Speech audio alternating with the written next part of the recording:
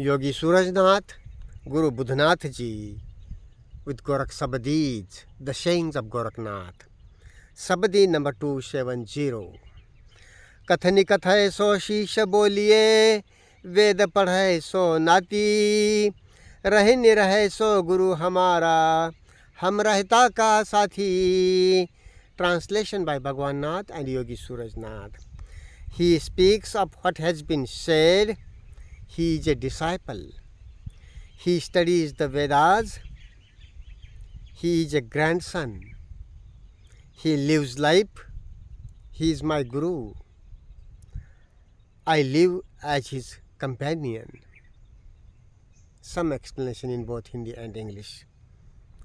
हिंदी और अंग्रेजी में कुछ स्पष्टीकरण, और इस शब्दी के साथ जो नोट दी है बोथ हिंदी और अंग्रेजी में, बारीकी के साथ विस्तार से शब्दी के संज्ञान को पूरी तरह से उजागर करते हुए उसे ही पढ़ते हैं, ताकि वही साफ एक्सप्लेनेशन.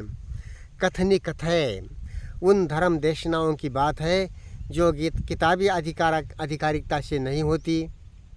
आप उनके प्रति शंका कर सकते हैं, उनकी चीरफाड़ कर सकते हैं, और उनके सत असत को चैतसिक आधिकारिकता व अवलंबन मानसिकता के बगैर खुले मन से देख समझ सकते हैं. जैसे कि गोरख बुद्धा जिद्दू की देशना. सो कोई भी शिष्य या सिख या चेला यह एक मुक्त विचारक या शोधक साधक होता है. वेद पढ़े यह उन मानने वालों का व तथाकथित धार्मिक किताबों का निर्देश है जो धर्म के नाम पर किताबी आधिकारिकता से होते हैं, अवलंबन मानसिकता से चलाए जाते हैं, मान लिए जाते हैं. वेद कुरान को मानने वाले अपने आप को उन किताबी मान्यताओं से मुक्त नहीं कर सकते. एक कानी आँख उन किताबों में उनकी फंसी ही रहती है. उनकी तथाकथित मूलभूत बातों पर वेद कुरान आदि तथाकथित धार्मिक किताबों की उनकी मूलभूत बातों पर शंका प्रश्न कर उनको नकार नहीं सकते, उनकी चीर फाड़ कर देख नहीं सकते, आवश्यकता पड़े तो नकार नहीं सकते. या अहम व आसक्तिवश ऐसी मान्यताओं के भगत व भक्त व वकील बन जाते हैं. सो ऐसे में निरालंब खोज व बोधि की अनित्य बोध की अलग संज्ञान की अनित्य बोध की अंतर समझ बोधि की अंतर समझ जगने की संभावना नहीं होती. मानने वालों की एक कानी आँख हमेशा उनकी किताबी मान्यताओं में अटकी होती है, जो संबंध के आईने में आप सहज महसूस कर सकते हैं, समझ सकते हैं. नाती मतलब छोटा बालक या बालिका जिसे शारीरिक आधार की आवश्यकता होती है. तथापि यहाँ इससे नाती शब्द से उन बालिश लोगों की, चाइल्डिश लोगों की तरफ इशारा है, बालिश लोगों की तरफ इशारा है जो वेद कुरान बाइबल जैसी किताबों पर अवलंबित होते हैं, आधिकारिक मानते हैं और अवलंबित मानसिकता से जीते हैं, काल में जीते हैं. सो काल दुख अज्ञान में जीते हैं. ईश्वर के नाम पर, अल्लाह के नाम पर, गॉड के नाम पर सारी मनमुखी कल्पनाएं. एक जर्मन मिस्टिक एक्हार्ट, मास्टर एक्हार्ट 11वीं सदी के सीधे कहते हैं कि आप ईश्वर के नाम पर क्यों बकबक करते हो, क्यों बतियाते हो.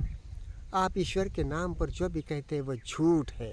इसमें परम सत्य का नकार नहीं है, ईश्वरीय सत्य या परम सत्य का नकार नहीं है, मगर उसके बाबत कोई भी कल्पना करना मूढ़ता है.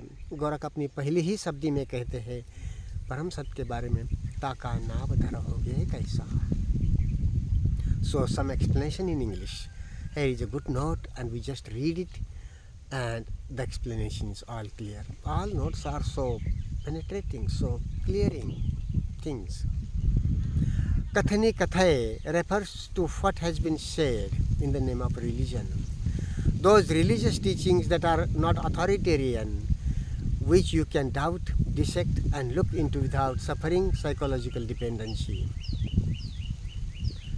In the name of religion, out of direct perception, out of silence of the mind, freedom from the known is presence of the mind, silence of the mind, it is emptiness, and out of that what is said is fundamentally different than what is imagined, projected by thought.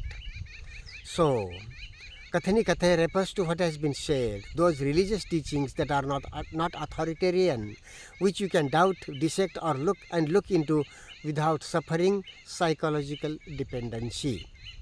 From such seers as Gorakh, the Buddha, Jiddu, and so on. So a disciple is a free thinker or explorer. Veda padhaye, he studies the Vedas, refers to those teachers and religious texts which are accepted as authoritative with depending mindset. You are not supposed to free yourself from the known, doubt or dissect and refute the Vedas, Quran, and so on. Thus, there is no scope for unconditional inquiry and insight into divine fire or bodhi.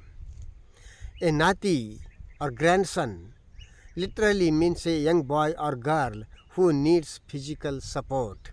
However, here it implies those childish people who are dependent on such books as the Vedas, Quran, and so on. Clear. कथनी कथे सो शिष्य बोलिए, वेद पढ़े सो नाती, रहीनी रहे सो गुरु हमारा, हम रहता का साथी. He speaks of what has been said. He is a disciple. He studies the Vedas, Quran, and so on. He is a grandson. He lives life within and around with the presence of mind. He is my guru.